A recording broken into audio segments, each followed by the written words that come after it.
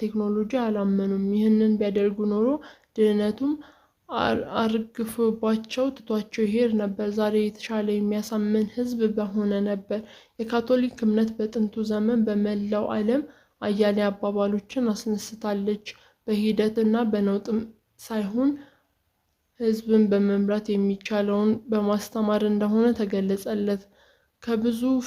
ከብዙ ፍጅትም በኋላ ከአያሌ ማሰቃየትም በኋላ ታርማ ዛሬ ካቶሊክ ቤተክርስቲያን ወደ አንዱ አካባቢ ስትዘልቅ መጀመሪያ ሐኪም ቤት ትከፍታለች፣ የታመሙትን ታክማለች። በመቀጠልም ትምህርት ቤት ማወቅ የፈለገን ይማርበታል። በሶስተኛ ደረጃም ነው ቤተክርስቲያን የምትገነባው። ዛሬ ይህች ቤተክርስቲያን በመላው ዓለም ላይ ታላቅ ዩኒቨርሲቲዎችና ግዙፍ የመምህር ተቋማት አሏት።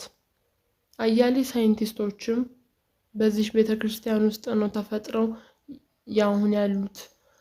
ዓለማችንም ምቹና ሰላም የሰፈነባት እንድትሆን እየሰሩ ነው። ይህንን የኛ ቤተክርስቲያን ለምን ማየት ተሳናት? ኬምብሪጅና ኦክስፎርዶችን ቀደም ብሎ በመነኮሳት መኖሪያ ገዳማት ነበሩ። ዛሬ ግን የዓለም ጠቢብ መፍለቂያ መሆናቸው እንዴት ማየት ተሳናት? የኢትዮጵያ ቤተክርስቲያን 3000 ገዳማት አሏት። እነዚህ ገዳማት ወደ ትምህርት ማዕከል ቢቀየሩ ኖሮ ሁሉም በተሰጠው ብርሃን ልክ አውቆ ዛሬ ቴክኖሎጂን ዘርግቶ መቃም ወልዶ መሳም በሰማይ ሰማያትም ያህል ባልራቃት ነበር። ለብል ይነግረዋል እንጂ አይመክሩትም እንዲሉ ካቶሊክ ቤተክርስቲያን በማስተማሩ አምና ያደረገችውን ጥረት ለማስገንዘብ በሀገራችን የሚገኙ አሪፍ የተባሉ ትምህርት ቤቶችን አሰበ። ካቴድራል፣ ሴንት ሜሪ፣ ናዝሬት ስኩል፣ ሳንጆሰን ሁሉንም መሰረታቸውን የጣለችው ካቶሊክ ቤተክርስቲያን ነበረች።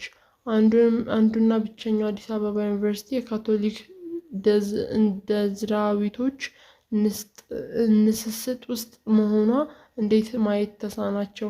ይህን እንዲህ ካቶሊክ በአንድ ሀገር ነው ያደጉት። የትምህርት ዝርጋታውን በመላው ዓለም ላይ ካቶሊኮች ስንት ትምህርት ቤት ይኖራቸው ይሆን? ክርስቶስ ሁሉንም በእጁ ሁሉም በደጁ ሆኖ ተራራው ሕይወት ኖሯል። ባለመልጸግ በአንዲት ቃል ካኖን ነው የተሰቀለው። ለአማኞቹ የእርሱ ቃል ከሰማይና ከምድር የከበረ ነው። አውሮፓውያንና ሰሜን አሜሪካውያን ግን ሀብታም መንግስት ሰማያት ከሚገባ ይልቅ በመርፌ ቀዳዳ ብታልፍ ይቀላል ያለውን ጆሮዳባ ብለው ያልፉታል። እኛ ግን ኖረነዋል። ዳግም ሲመለስ ባስቀመጠን የሚገኘው ኢትዮጵያን መሰለኝ አለው። በአያሌው አውጠነጠነ፣ በረጅሙም ተነፈሰና መሸሻ መደበቂያውንና ወደፊት ለመራመድ ዓላማውን ተገኘ። ወደ ባህር ውስጥም ገብቶ ይህንን የጭንቅላት ዓለም ለመርሳት ለመዋኘት መዘጋጀት ጀመረ። ያሬድ ልብሱን አውልቆ ወደ ዋና ለመግባት ተዘጋጀ። ባቱ ላይ ሳንጃ ታጠቀ። በባህር ውስጥ መነጽሩን አድርጎ መተንፈሻ ቱቦን ሞካክሮ ጎረሰው። የሚያማምሩ ዛላዎችን ያሉት ፀጉሮቹን ወደ ውሃ ውስጥ ሲገቡ የብልት ጥቁረታቸው ታየ። የጠለቀበት አካባቢ በጣም ጥልቅ ነው። ይህ ጥልቀት የሚታወቀው የባህሩ ቀለም ውስጥ በጣም ጥቁር ሰማያዊ ከሆነ ጥልቀት ሲኖረው፣ ብሩህ ሰማያዊ ከሆነ ደግሞ ጥልቀት አልባ ነው ማለት ነው። ለመጀመሪያ ጊዜ ማንኛውም ሰው በባህር ውስጥ መነጽሩን የባህሩን ከለር ሲያይ ይደነግጣል። የሚገርመው እጅግ በጣም የሚያስደነግጥ የቀለማት ህብር ባህር ውስጥ አለ። የሕግ አምላክ ተብሎ የራስ የማይከለልበት በባህር ውስጥ ብቻ ነው ሁሉም ፍጥረት ራሱን ጠብቆ ነው የሚኖረው። አሊያም ሳት ካለው ካልታሰበ አቅጣጫ ኃያል ኃይል እና አካል ይመጣና ዋጥ ያደርገዋል፣ ስልቅጥ ያደርገዋል፣ ይበላዋል። ማንንም አይጠይቅም። ሕግ የሚባል ነገር እዛ ውስጥ አልተፈጠረም፣ ደሞም የለም። በሂደት አይኖቹን ይህን ህብረ ቀለማት ይለማመዱታል። ዛሬ ያሬድ ይህንን ውብና ማራኪ ዓለም ልክ እንደ ራሱ አካል ነው የሚያየው። ወደ ጥንታዊ ወደብ ግራር አቅጣጫ 1 ኪሎ ሜትር ያህል ዋኘና ወደ ጥልቁ ባህር ወጥቶ ወደ ጥልቀት አልባው ደረሰ። ይህንን ቁልቁል የሚያየውን ዓለም በአያሌው ቀልቡን ይስበዋል። በእርሱ ንባብ የሚደርስበት 30,000 ህያዋን በውስጡ ይኖራሉ። ከጥቂቶቹ በስተቀር አያሌዎቹ ሰላማዊ ናቸው። ምናልባትም ከአንድ 3 ሜትር ርቀት ጄሊፊሽ አየ። ደነገጠ። በጥንቃቄ አቅጣጫውን በመቀየር አሳውን እንዳይነካው አድርጎ አለፈ። ይህ አሳ በባህሪው ብዙም አይዋኝም፣ ዝም ብሎ ይንሳፈፋል። በየትኛውም የነካውን ፍጥነት በመርዛማ መርፌዎቹ ጠቅ አድርጎ ያደነዝዘዋል፣ ከዚያም ይውጠዋል። ከዚህ ቀደም ያሬድ አንድ ትንሽ ጄሊፊሽ በዋና ውስጥ ሳያውቅ አካሉን ነክተው ክፉኛ ቆስሎ ነበር። ልክ ጊንጥ እንደነደፈው ሁሉ መርዙ አካሉን አቁስሎት በሌላው አስቆጥቶትም ነበር። የባህር ኃይልም ሕክምናውና በባለሙያው ብርታት ነው ደህንነቱ የተመለሰው። ስለዚህ ከዚህ ጊዜ በኋላ አካባቢውን በንቁ እያስተዋለ መዋኘት ግድ ሆኖበታል። ቀይ ባህር ከመላው ዓለምና ባህረ ውቅያኖሶች በከፍተኛ ሁኔታ ጨዋማ ነው። ምክንያቱም ሌሎች የዓለማችን ውቅያኖሶች፣ ባህሮች፣ ገባር ወንዞች አሏቸው። በዚህም ጨዋማነቱን ያደበዝዙታል። ቀይ ባህር ግን በዙሪያው ካሉ አገሮች ፈሳሾችን የሚያስገባው ብዙ ገባር ወንዝ የለውም። ብዙም ገባር ወንዞችም የሉትም። ከኤርትራ ወጥቶ ሱዳን ይገባል። ቀይ ባህርንም ይከላከላል። እርሱም ወንዝ ደግሞ ባርካል ወንዝ ነው። ከአባይ ልጅ ውሃ ጠማው እንዲሉ የኢትዮጵያ አካል የሆነው ቀይ ባህር እያለ አባይ የሜዲትራኒያን ገባር ነው። ዋቢ ሸበሌ እና ገናሌ ደግሞ የህንድ ውቅያኖስ ምርኮኞች ናቸው። ያሬድ ቁልቁል የባህሩን መልክዓ ምድር እያስተዋለ በሀሳቡ እያብሰለሰለ ቀዘፋውን ቀጠለ። ወደ ሲማምፑል አቅጣጫ ጥልቀት አልባ በሆነው በዚያ ስፍራ አቀና። ቁልቁል ሲመለከትም እጽዋቱና የተለያዩ ፍጥረታት ታዩት። አሳዎቹም በቅርብ ርቀት አጅበውታል። ሲያዩትም የሚሸሹት የዚያኑ ያህል ናቸው። ኦይስተር አገኘ። በጣም ተደሰተ። ከዕለታት በፊት ባገኘው ኦይስተር ውስጥ ሉል አግኝቷል። ይህንንም ለማመን ትንሽ አመነታ። አነሳውም፣ ከረጢቱም ውስጥ ከተተው። ኦይስተርም ጠንካራ ሼል አለው። መመገብም ሲፈልግ ይከፍተውና ይቆማል። ልክ አንድ ፍጡር በአካባቢው ሲያልፍ ቀብ አድርጎ ይቀረጥፈዋል። አጥቂ ሲመጣበትም ሼሉን ጥርቅም አድርጎ ልክ እንደ ኤሊ አካሉን ሼሉ ውስጥ ይቀብራል። በሺ የሚቆጠሩም ኦይስተሮች ውስጥ አልፎ አልፎ ሉል ይገኛል። ጃፓኖችም በጥበብ ይህንን የሳር ዘር በማርዛማነትና ለምግብነት በተጨማሪም የሉል አምራች በማድረግ ይጠቀሙታል። ኦይስተር ሲፈልግ ወንድ ይሆናል። ሰነባብቶም ወዲያው የጾታውን ቀይሮ ሴት የመሆን ባህሪ አለው። ጥንካሬ ይባላል። ጥሬውንም ይበላል። የማን ድርሰት እንደሆነ ትውስ የማይለው አንድ ታሪክ አስታወሰና ፈገግ አለ። በአንድ ወቅት ኦይስተርና ሻርክ በጣም ተዋደዱና ሻርክ ዛሬ አየሩ እንዴት ማራኪ ነው፣ እባክህ በጣም ወጣ ብለን እንንሸራሸር ይለዋል። በወዳጅነት ስሜት ደስ ይለኛል ይላል ኦይስተር። ትንሽ እንደተንሸራሸሩም ይቺ ጥላ ደስ አትልም? እዚህ ግራር ስር መስኩ ላይ ትንሽ አረፍ እንበል አለ ሻርክ። ይህ ጥሩ ሀሳብ ወዳጄ ብሎ ኦይስተርም ተቀበለው። ኦ የሚደንቅ ነው፣ የምሳ ሰዓት ደረሰ አለና ሻርክ አዛጋ። አንተ ልትበላኝ አለ ኦይስተር በጣም ደንግጦ። ዝጋ፣ ማነህ? አዋዜ ያምጣልኝ አለና ኦይስተሩ ላይ ንሶ ሻርክ ዋጥ አደረገ። ኦይስተርም የሚበላው ጥሬውን ነው።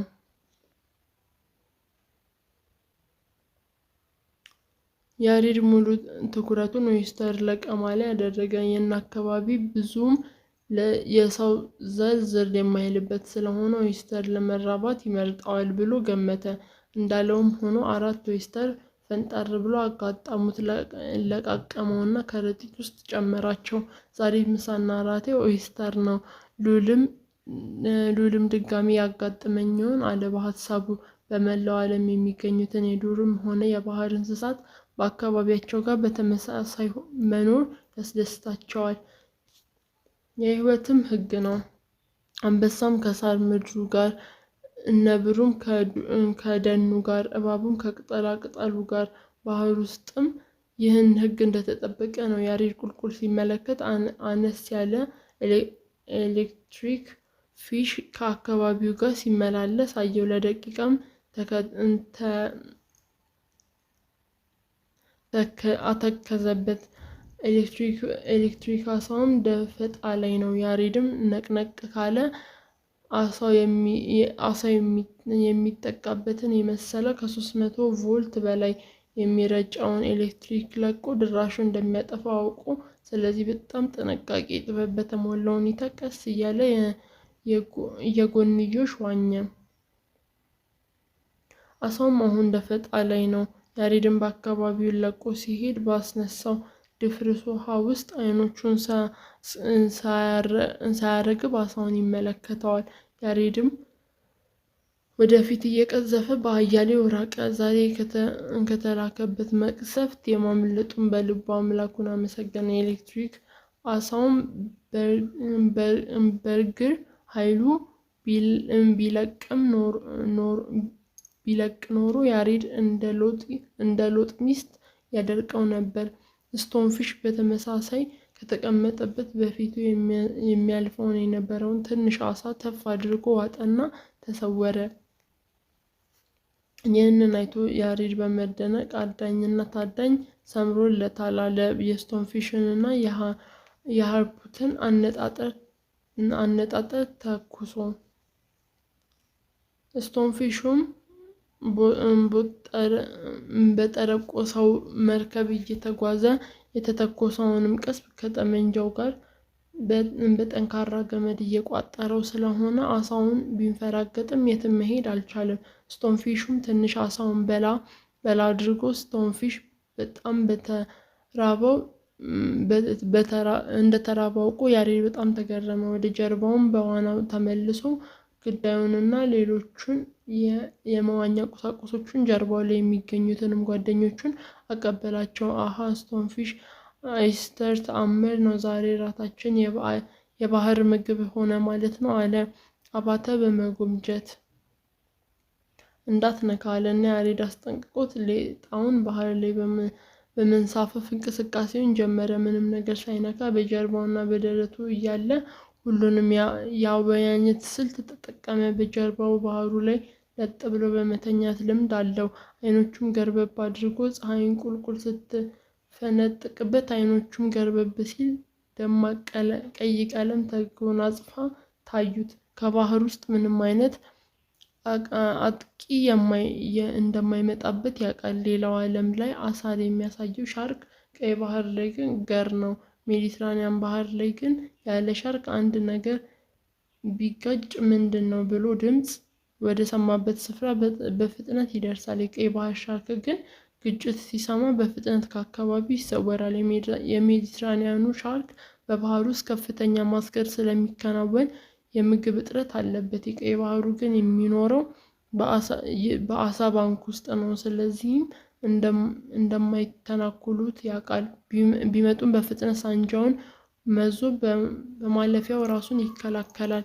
በደረቱም እየቀዘፈ በኋላም ዋናውን እየቀጠለ ሄደ። በክሮቹና በፍሮጎቹም በዶልፊኖቹም ስልት በአያሌው ዋኘ። አሁን ሆዱ ውስጥ ጅብ ታስሯል። አካሉ ዝሏል። ጓደኞቹም በዘረጉለት መሰላል ሽቅብ ወደ ጀርባው ወጥቶ በበስተኋላው በኩል ሄደና በንጹህ ውሃ አካላቱን ታጥቦ ጨዋማ የባህር ውሃውን አስለቀቀ። ጌታዬ ኦይስተሮቹን ላቅርብ አለ አባተ። ሜስ እንዲቀርብልኝ ያደረግኩት ምግቤን አምጣልኝ አለ አንድ ላይ አስጠነቀቀው። ያሬድ አንድ ኦይስተር አንስቶም ሼሉን በሳንጃ እየፈለቀቀ አይኖቹም ተአምር አዩ። ዛሬም የሰነጠቀ ኦይስተር ውስጥ ሉል አለ። በዚያም ጊዜ ጀርባው ላይ የሚቀጠሉትን 3 ቀናቶች ባህር ላይ ስለምትቀዝፍ የ72 ሰዓት ራሽን ሲሻን ተመለከተ። ባለፉት 4 እና 5 ቀናት መሬት ላይ በቆዩበት ደስታና እረፍት የሰራ አካላቱን ተጎናጽፏል። በማንኛውም ሰዓት ተነሱ እንደሚባል ገብቶታል። ሊዲንግ ሲማም ያሬድም አሪፍ ፊልም ባህር ኃይል መደብ ውስጥ ይታያል ለምን አትገባም ሲል ሲማም ሪኩት ፍቅሩ አስታወሰው። ምጽዋ ባህር ኃይል ላይ ወደብ ላይ ጣራው አልባ ሲኒማ ቤት አለ። የሚመለከተውም አካል ጋር በመነጋገር ከተማው ውስጥ የሚታዩትን ፊልሞች እየተመረጠ ባህር ኃይል መደብ አምጥቶ ያሳያል። ወደ ንግድ መርከቦች ጋርም በመነጋገር እነሱ ዘንድም የሚታየውን ፊልም በማምጣት ባህር ኃይል ውስጥ መደቡ ላይ የሚገኘውን መርከበኞች እንዲያዩ ይደረጋል። ይህንን ያሬድ ያውቃል። ዛሬ ግን መሄድ አላሰኘውም። በማንኛውም ጊዜ ጀልባዋ ከግዳጅ ልትሰራ ትችላለች። ስለዚህ የወጣትነቱ ሞራል ለማርካት አንተ ሂድ፣ እኔ ስዋኝ ስለደከመኝ እዚሁ ባርፍ ይሻለኛል አለው። ደግሞም እውነቱን ነው። ከ3 ሰዓት በላይ ባህር ውስጥ ቆይቷል። ረጅም ሰዓትም በዋናም ማሳለፍ ግዳጅ ላይ ስለሆነ በቀር ይህንን ተአምር የማያስተጓጉል ፕሮግራም ነው። ዋና መዋኘቱም ለብዙ ጓደኞቹ የፍቅር ጉዳይ ስለሚመስላቸው እርሱ ግን ወደፊት የወጣነውን ዓላማ ወሳኝ ልምምድ እንደሆነ ያውቃል። ይህንን ለማንም ትንፍሽ አይልም። የባህር ኃይሉን መደብ ላይ የሚገኙትን መርከበኞች ከመርከቦቹ እና ከጀልባዎቹ እየመጡ ወደ ባህር ኃይል መደብ ሲኒማ ቤት ጎረፉ። የመግቢያው ዋጋ 50 ሳንቲም ነው። ሁሉም ቦታቸውን ከያዙ በኋላ ጨለማው እንደነገሰ ሲኒማው ተጀመረ። ኢንድለስ ላቭ በጽኑ የተዋደዱ ፍቅረኛሞች ሕይወት ላይ የሚያጠነጥን የፍቅር ታሪክ ነው። ወጣቶቹም እጅግ ቢዋደዱ አባት የልጁን ፍቅረኛ አልወደደላትም። በዚያም ጥላቻ ልጁን ሲያባርር በመኪና ይገጫል። አባት አሳዛኝ በሆነ መልኩ ፍግም ይላል። በታሪኩ ጡዘት ከሮ ወደ ፍቅረኛውና በናፍቆት ደግሞ ዳግም መገናኘት ይዘልቃል። የሚደነቀው እነኚህ ከልብ የተጣመሩ ፍቅረኛሞች እየተላቀሱም እየተሳሳቁም መራራም አስደሳችም የሆነ የህይወት ምዕራፎችን ይኖሯቸዋል። ልክ የማይሆን ቦታ ሲደርሱ አንዱ ጋር ሲጠፋ ስጋ የለበሱ አበባ ይሆናሉ። የሰማይ ሰማያት ላይ ያሉ በመንፈስ ሲከንፉ ይስተዋላሉ። ኡፍ አለና ሲኒማ ፕሮጀክተሩ አካባቢ የነበረውን ድምፅ ማጉያ የቃኘው ጦር ጀልባ 202 አባሎች ለአስቸኳይ ግዳጅ ጀልባቸው ላይ እንዲገኙ ደገመ። የቃኙ ጦር ጀልባ 202 አባባሎች ወደ ውጭ ያለ የሲኒማ ፕሮጀክተር ወደ ተግባር እንዲገባ የሚያደርገው ባለሙያ ልክ ከሲኒማው ጀርባ ላይ ስንደርስ አለ ሲማም ሪቱክ ፍቅሩ ጮክ ብሎ በመቆጨት ስሜት ተናግሮ ወደ ጀልባውም ለመሄድ ተነሳ። ታዳሚው በሳቅ አውካካ። እባካችሁን ውጡና ፊልሙን እንጨርስበት አለ አንዱ የየብስ የሚያገለግል መርከበኛ ጨለማውን እየደባበሰ። የ202 አባላት ውልቅ ብለው ወጥተው ወደ ጀልባው ለመድረስ በፍጥነት መራመድ ጀመሩ። ፀሐይ ቀጣሉሉ መስላ በስተምስራቅ በኩል ፈንጥቃ አለች። በእንቅስቃሴ ምንም የማትከናነበው ጊዜ የለም። ከባህሩ ጀርባ የሚገኘው አድማስ ጥልቀት ይመስል ትንሽ በትንሽ ትንፋስ እየገዘፈች ሄዳ በብርሃኗ የፕላኔቶችን ግማሽ አክላ ሙሉ በሙሉ አለበሰችውም። ቀይ ባህር ጸጥ ረጭ ብሎ ከአዕዋፋትና ከእጽዋት ተፈናጥሮ ያለውን የባህሩን ድምፅ ባህሩ ልክ አንዳች የሚያይል መስተዋት የተበለጠጠ ይመስል ፀሐይ የምትጠልቅበትን ብርሃን ተከትሎ መልሶ ያንጸባርቃል። አልፎ አልፎ በራሪ አሳዎችና ከአንድ አቅጣጫ መጥተው ቱር ይበሉና በአየር ላይ ጥቂት በማይባል ርቀት ይበራሉ። ከስር የሚያሳድዳቸውንም ግዙፍ አሳዎች ሽቅብ እያየን ከስር አስደናቂ በሆነ ፍጥነት ይቀዝፋሉ። ዶልፊኖቹም ከረጅም ቀዘፋ ለተመለሱ መርከበኞች ሰላምታና ፍቅራቸውን ለማስተላለፍ በአጀባቸውና በወደብ ይመጣሉ ወይም በተገላቢጦሽ ባህር አጅበው እስከ ወደቡ ድረስ ያደርሷቸዋል። የቃኝ ጀልባ 202 አባሎች ወደ ሰሜን ቀይ ባህር ራስ ካሳር ደርሰው መመለሳቸው ነው። ይህ ሶስተኛ ቀንና ሌሊት የፈጀ ጉዟቸውን የሰራ አካላቸው በድካምና ድቅቅ አድርጎታል። ይሁን እንጂ ግዳጁ አልቆ ወደ ወደብ ሲገቡ ልክ እንደ እናቱ ጉያ ወደሚደርስ ሕፃን ልጅ ደስታቸው ይፈነድቃል። ወደብ ደርሰውም አካላታቸውን ታጥበው ንጹህ ልብሳቸውን ለብሰው ሕይወት ያላቸውንና ሁኔታ መረጃ ከወዳጆቻቸው ሲቀባበሉ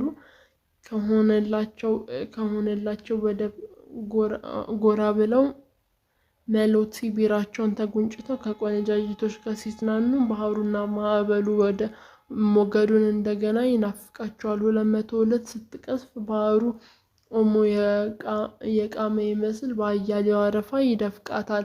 እንቅልፍ አልባው ወደብ በእንቅስቃሴ ተሞልቶ ከማዶ ይታያቸዋል። የምጽዋ ባህር ኃይል ወደብ በአራቱም አቅጣጫ ይጠበቃል። ጀልባዎቹና መርከቦቹ ራሳቸውን ይጠብቃሉ። መርከበኞቹም ከንጋቱ 12 ሰዓት የማነቃቂያ ደውል እንደተደወለ ከመኝታቸው ይነሱና እንቅስቃሴውን ያጣጥፉታል። ዘቦቹም ያደሩትን መርከበኞች የብስ ላይ በተረኞቹ ጠመንጃቸውን ያስረክባሉ። ወደ ማረፊያም በመሄድ የሚቀጥለውን ቀን ግዳጃቸውን ራሳቸውን ያዘጋጃሉ። ተረኛውም ዘብ ጠመንጃውን ፈትሾ ይረከብና የተለመደ ተግባሩን ያከናውናል። መርከበኞች ጥበብ፣ ፒቲ ኦፊሰር ክበብ፣ ቺፎች ክበብ፣ መኮንኖች ክበብ የሚገኙትን ወጥ ቤቶች ባታሊኖ ጦራቸውን ቁርስ ለመመገብ ሌሊት ተነስተው ነው ዝግጅቱን የጀመሩት። በዚያም ሰዓት ቃኝ ጦር ጀልባ 202 ወደ ምጽዋ ባህር ኃይል መደብ መቆሚያዋ ወደ ሆነው ፒሲ ጄቲ የተጠመደችዋ ጋር ነበር። የባህር ማስገሪያውም አልፎ የሃ ቅርጽ ባለው የውሃ አካል ዘንድ ስትደርስ መርከበኞቹ ከፊት ለፊታቸው ወለል ላይ ተሰልፈው ከማዶ የምትታያቸውን ጦር መርከብ ከፊት ለፊተኛው ወለል ላይ በተሰለፈው ጦር ላይ ኢትዮጵያ ሰላምታ ሰጡ። የሰላምታ ማሰጣት ስርዓቱ የበታቾቻቸውን ይሰለፉና በተጠንቀቅ ሲቆሙ በመምጣት የሚያሳውቁት ደግሞ ፊሽካ በመንፋት የሚፍምና የሚቀጣጠል ሰላምታ ይሰጣሉ። ከማዶ የምትታየውም ጦር መርከብ ኢትዮጵያ በመርከበኞቹ አማካኝነት አጸፋ በፊሽካዎቹ ምላሽ ትሰጣለች። ይህኔ የ202 ጀልባ መርከበኞች ሰላምታ ሰጥተው ይቆማሉ። ከማዶም አጸፋውን ይመለስላቸዋል። ከአጸፋውም ሰላምታ በኋላ ተበታትነው የተለመደ ተግባራቸውን ያከናውናሉ። መርከበኞቹም አንዱ መርከበኛ ከሌላው በመንገድ አቆራርጠው የሚቆሙበት ስርዓት ይጀምራሉ። ከወዲህ 202 ላይ ያሉ መርከበኞች ትልቁን ገመድ ከትንሹ ለመወርወር የምትችለውን ገመድ ጋር አቆራኝተው መደቡ ጋር ለመቆም መርከበኞቹን ያሻግራሉ። ከማዶ የሚቀበሉና በትንሿ ገመድ አማካኝነት ትልቁን ገመድ ስበው ጀልባዋን እርስ በራሳቸው አስተላልፈው ያቆማሉ። በመርከቧም ሞተርና ጀነሬተር ይጠፋና መብራቱን ከወደብ ዳር ይቀጥላል። የ202 ጀልባ አዛዦችም ሌፍታናንት አሸናፊ ዋቅጅራና ምክትል አዛዡ ጁኒየር ሌፍታናንት ትዕግስቱ አየለ በዕለቱ ቀዘፋቸው ዙሪያ ተነጋግረው ዋና አዛዡን ተሰናብቶ ወደ መኮንኑ መኝታ ቤት አዘገመ።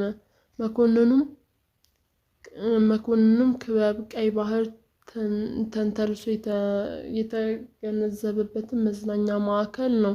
ቀኝ ቼዝ ዳማ ከረምቡላና መጫወት ሲኖረው ማምሻም ወደ ባህሩ ዳር በታነጹት ምቹ መዝናኛዎች ላይ ቁጭ ብሎ ቢራውን እየተጎነጨ ባህሩን እየቃኘ የሚያወጋበትን ሀሴት የሚያደርግበትን ቦታ አለው። መብራቶቹም እነዚህን የተቀላወጠ ብርሃን ይፈነጥቃሉ። ብርሃኑም ያስታውቃል። የተለያዩ ትንንሽ አሳዎች ውር ሲሉ ይታያሉ። መርከቦቹም ከማዶ ወደብ ሲገቡ እና ሲወጡ ቁልጭ ብለው ይታያሉ። ሌፍታቪን አሸናፊ ዋቅጅራ ግን እነዚህን ክበባት መገኘት አይወድም። እሱ የተማረው ጣሊያን ሀገር ናቪጌሽን ነው።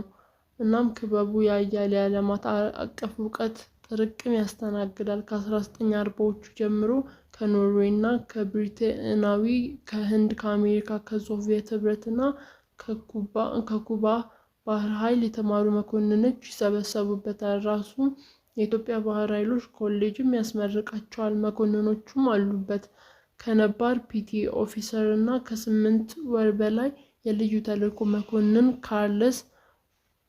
ካርለስ ሰልጥነው ካጠናቀቁት በኋላ መኮንን ሆነው ክበቡን ተቀላቅለውታል። በተጨማሪም የተዋሃደ ኃይል ወይም ጆይንት ፎርስ ከባህር ኃይል የተለማመዱትን የካርሶ ኮርለስ የወሰዱትን ምክትል መቶ አለቃ በልዩ ልዩ ችሎታቸው እየተረከላቸው ከፍተኛ እድገት የተሰጣቸውን መኮንኖች ይህንን ክበብ ተቀላቅለውታል። ዘመኑ የአብዮት ወቅት ነው። አንዱ ሌላውን በፍጹም አያምንም።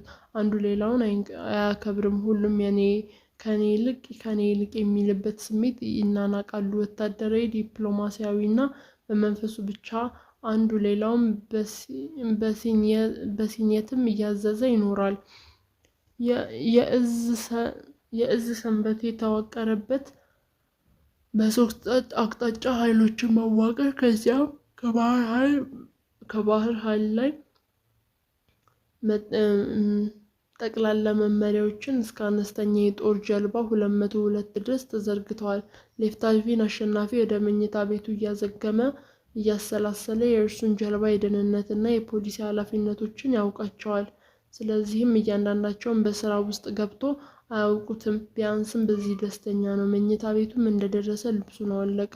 ፎጣም ሸርጦ ወደ መታጠቢያ ክፍሉ ገባ። ውሃም ከፍቶ አካሉ ውስጥ ሲነካው የሰራ አካላቱ እንደ ብረት ምጣድ ግሎ ኖሮ ቅዝቃዜው ታላቅ ፈውስ ሰጠው። ተመስገን አለ በለሆሳስ። አካላቱን ሳሙና እየቀባ ማን ናቸው መርከበኞቹ እያሹኝም ሁሉም መወገድ አለባቸው አለ ለራሱ። የተቀባውንም ሳሙና ታጥቦ አስለቀቀ። አካላቱንም በፎጣ ደራርቆ ፊቱን በመስታወት ተመለከተ። መልኩ ጥቁር ነው። የበለጠ ጠቁሯል። ፊቱ በጣም ገርጥቷል። ራሰ በረሃ ነው። በተፈጥሮ መልከኛ ቁመናቸው ቸሯቸዋል። ጥርሶቹንም ሲያይ ምን ያህል ሲጋራ እንዳጨሰ ጥቀርሻ መስለው መስክረውለታል። ተደነቀ። ሲጋራ ማጨስ ማቆም ግን አልቻልኩም። እንዴት ማጨስ ማቆም ይችላለሁ? እዚህ ሲኦል ውስጥ እየኖርኩ አለ ለራሱ። የጥርስ ሳሙና ወይም ኮልጌት እና ብሩሽ አነሳ። ባለፉት 3 ቀናት የቀይ ባህር ጠረፍ ላይ ወደ ራስ ካሰር ቀስፈው ነበር። ማዕበሉ እንደ ዲያብሎስ ደመና አድርጎ እንዲያው መርከበኞቹን ወግሯቸዋል። መፈናጠርን የሚያስቀጥልና ቀዘፋ ነበር አለ በሀሳቡ። ከገባቸው ለአዛዦቹ ተገቢውን መልእክት አሳምሬ ጽፍላቸዋለሁ። የሚገርመው በእንደዚህ አይነት ፈታኝ ቀዘፋ ላይ መቀለድ የሚችሉ ልጆች አሉ። አመመህ እንዴ ፍቅሩ አለ ሌፍታቪን አሸነፈ። ሲማም ሪኩት ፍቅሩን። አዎን ጌታዬ፣ አሁንም ሊጣላኝ ነው አለ። አይ መከራዬ፣ በዘንድሮ የምግብ ውድነት ምን ይውጠኛል። መለስ ባለ ጊዜ ለዛውም ሲማም ሪኩት ፍቅሩ። ሌፍታቪን አሸናፊም ሳቁን አሁንም ለቀቀው። ይህንን ሲማም ባህር ላይ መጣል የለበትም ሲል ወሰነ። ቢያንስ ጁኒየሮችና መርከበኞችን ማዳን አለብኝ። ምንም አይነት አደጋ ሊያደርሱብኝ አይችሉም። ሌሎቹ ግን አያስፈልጉም አለ ለራሱ። ጥርሱን ቦርሾን በመግሞጥሞጥ ላይ ያለ ጸጉሩን አበሰ። የደንብ ልብሱንም ለብሶ ወደ መኮንኖች ክበብ ማቅናት ውስጡ አልፈቀደለትም። እነዚህን ክበብ ውስጥ ምግብ መመገብ መብቱ ነው። እርሱ ግን የመራር ጥላቻው የተነሳ እዚህ አካባቢ ዝር ማለት እንኳን አይፈልግም። እዚያ አእምሮ የሚጠላቸው አያሌ ፊቶች ያያል። ያንን የመሸሽ አማራጭ ወደ ጀልባው መመለስ ነው። ከፊቱም ኪሎ ሜትር ተኩል ያላነሰ የእግር እርምጃ ይጠብቀዋል። ወቅቱም የሙቀት ባለመሆኑ ማዝገሙ ከባድ አይደለም። አኩርፎ ይሸሸጉበት ጥግ የሌለው መደብ አለ በልቡ ያለውን ሁለት አማራጭ ነው። መኮንኖቹ ክበብ ገብቶ የሚጠላቸውን ፊቶች ጋር መፋጠጥ ወይም ማዝገሙን ችሎ ጀልባው ዘንድ መመለስ። እዚህ ቁርሱንና መኝታው አለ። ጀልባውን መረጠ። ከእግሩ ጉዞ ጀመረ። እንደመታደልም ወደ ፒሲ ጄት የሚሄድ መኪና አግኝቶ አሳፈሩት። እንደደረሰም ጀልባው ላይ ወጥቶ ገላጣ ወለል ላይ የሚገኝ ረጅም ወንበር ላይ ተቀመጠ። ፍቅሩ አቤት ሌፍታቬን ቁርስ የለም አይጠፋም አለ ፍቅሩ። ጀልባውን ያፈራውን እንቁላል ጥብስ በወጉ ከተከሸኑ የዳቦ ቁራሾችና ከሻይ ጋር በትሪ አዘጋጅቶ አቀረበለት።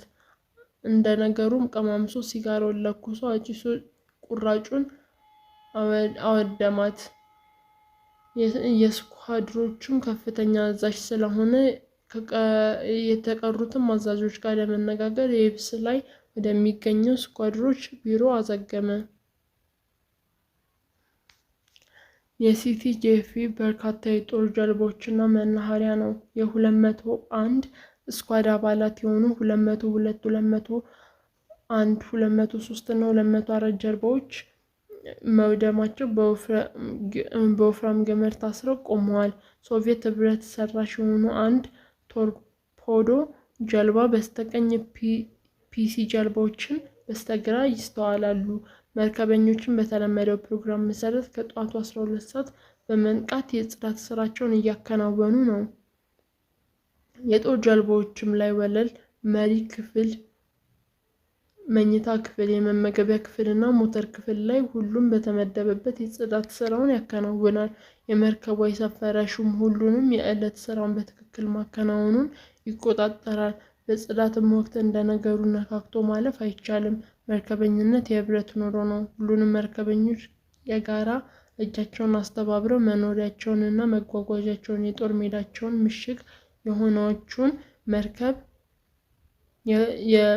የማጽዳት ግዴታ አለባቸው። ጀልባዋ ብትሸነቁር ግብዓተ ባህሪያቸው ይፈጸማል፣ ይሞታሉ። ብትሰናከልም ጉዟቸው ይስተጓጎላል። ይህ አስተምህሮ ስለሚገባቸው ሁሉም የዕለት ተግባራቸውን በጥንቃቄ ነው የሚያከናውኑት። ወጥ ቤቱም የራሱን ማዕድ ቤት አጽድቶ የዕለቱን ቁርስ ያዘጋጃል። ምንም ማሰናዳት እንዳጠናቀቀ መርከበኞቹን መመገብ እንዲጀምሩ ለተረኛው አስመጋቢ መረጃ ይሰጣል። ልክ 1 ሰዓት ላይ ሁሉም ድርሻውን እየወሰደ በመርከቡ ወለል ላይ መሪ ክፍል አሊያም የመርከቧ መመገቢያ ክፍል ውስጥ እየተጫወቱ ይመገባሉ። 1:40 ላይ ቁርስ ተጠናቆ የደንብ ልብሳቸውን ለብሰው ለሳምንታዊ ጽዳትና የጠዋት ሰንደቅ ዓላማ አከባበር መሬት ላይ ወርደው በመደቡ ገላጣ ስፍራ ላይ ይሰለፋሉ። ልክ ከጠዋቱ 2 ሰዓት ላይ የመላው ኢትዮጵያ የሚገኙ የባህር ኃይሎች አባላት በተጠንቀቅ ቆመው ለሰንደቅ ዓላማቸው ሰላምታ በመስጠት የሀገራቸውን ሰንደቅ ዓላማ በየብስና በመርከበኞች ላይ በመስቀል ያውሉታል። አሳርፍ አለ ፒቲ ኦፊሰር ተሾመ አለሙ። መርከበኞቹን ፒቲ ጄቲ ላይ አሳልፈው በማስጠንቀቂያ በየጀልባዎቹ ላይ በማለዳውና ሰንደቅ ዓላማን ሲያከብሩ ነበር። መርከበኞቹም አሳረፉ። በዚያን ጊዜ ተረኛ መኮንን የነበረው ጁኒየር ሌፍታቪን አለማየሁ ሀብታሙ በወታደራዊ አረማመድ ወደ ፒቲ ኦፊሰር ተሻለ ተጠጋና ከፊት ለፊቱ ቆመ። ፒቲ ኦፊሰሩም ሰላምታ ሰጠውና ጁኒየር ሌፍታቪን አጸፋውን መለሰ። መርከበኞቹም ተጠነቀቁ። ጓድ ጁኒየር ሌፍታቪንም መርከበኛውን ለፍተሻ ዝግጁ አለ። ፒቲ ኦፊሰሩን በድጋሚ ሰላምታ እየሰጠ በጣም ጥሩ አለና ጁኒየር ሌፍታቪን ለተሰጠው ሰላምታ ጽፎውን መልሶ ፍተሻውን ለመጀመር ተንቀሳቀሰ። ፒቲ ኦፊሰሩም ከፊት ለፊቱ ይመራል። መኮንኖቹም ለመርከበኞቹ የደንብ ልብስ አሟልቶ መመለስና ጫማውን መጥረጉን፣ ፀጉራቸውን በጣም አነጣጥሮ መስተካከሉን፣ የግል ንጽህናቸውን መጠበቁንና በጥንቃቄ ይፈትሻል። ጁኒየር ሌፍታቪንም በንጽህና ፍተሻው ወቅት በጣም ጎስቁሎ ያሉትን የ202 መርከበኞች መሆኑን አስተውሏል። ፀጉራቸው አድጓል። የባህር ግዳጅ ስለሚበዛባቸው የጀልባና የባህር ላይ ኃይሎች መደብ ላይ የሚገኘው ፀጉር አስተካካይ ዘንድ በመሄድ መስተካከል አልቻሉም። ችለውም ቢሄዱ ፀጉር አስተካካዩ የሚነጭ ማክኔት መድምዶ ገመምተኛ ያስመስላቸዋል። በነፃ ጊዜያቸው ዕዳጋ ሰፈር ወደሚገኘው ፀጉር ቤቱ መጥተው ሲስተካከሉ ቅባት ቀብቶ እየዳበሰ ያስተናግዳቸዋል። ያንን ለማድረግ መርከበኞቹ ችግራቸውን የጊዜ ነው። ዩኒፎርማቸውንም በቅጡ አላሟሉም። ለምን ይህን አልሆነም ብሎ ማፋጠጥ አስፈላጊነቱ ጎልቶ ስላልታየው አለፋቸው። የዕለቱ የንጽህና ፍተሻ እንዲሁ በእንደዚህ መልኩ ተጠናቀቀ። ጁኒየር ሌፍታቪን አለማየሁ ቀደም ብሎ ወደ ተነሳበት ቦታ ተመለሰ። ፒቲ ኦፊሰሩም እንዲሁ አደረገ። ሰላምታ በመለዋወጥ የዕለት ተግባራቸውን አጠናቀቁ። ፒቲ ኦፊሰሩም ወደ መርከበኞቹ ቀኝ ኋላ ዞሮ ሰልፈኛ አለ። ቀጥ ብለው ቆሙ። አሳረፉ። ተዛና አለ ፒቲ ኦፊሰር ተሻለ በተለመደ ወታደራዊ ቋንቋ። ዘና ብለው በማሳረፍ ቆሙ። ምንም የተለየ ትዕዛዝ የለም። ዛሬ በየዕለቱ የሚተላለፈውን መልእክት መሰረት የ201 ስኳድ አባላት የማርኪስን ጥናት ስላለ ወደ ውይይት ክበብ ትሄዳላችሁ። የተቀራችሁት መርከበኞች ወደ መርከቦቹ በመመለስ የዕለት ተግባራችሁን ታከናውናላችሁ አለ ፒቲ ኦፊሰር ተሻለ። በተጠንቀቅ ትዕዛዝም መቀበላቸውን አረጋገጡ። በዚህም መልኩ ሊዲንግ ሲማም ያሬድ ሀጎስ እጁን አወጣ። ምነው ያሬድ አለ ፒቲ ኦፊሰር ተሻለ። እንደምታውቀው እኛ ባህር ላይ ለ3 ቀናት ቀዘፋ ላይ ነበርን። ምድብ ስንመለስም ይመርታ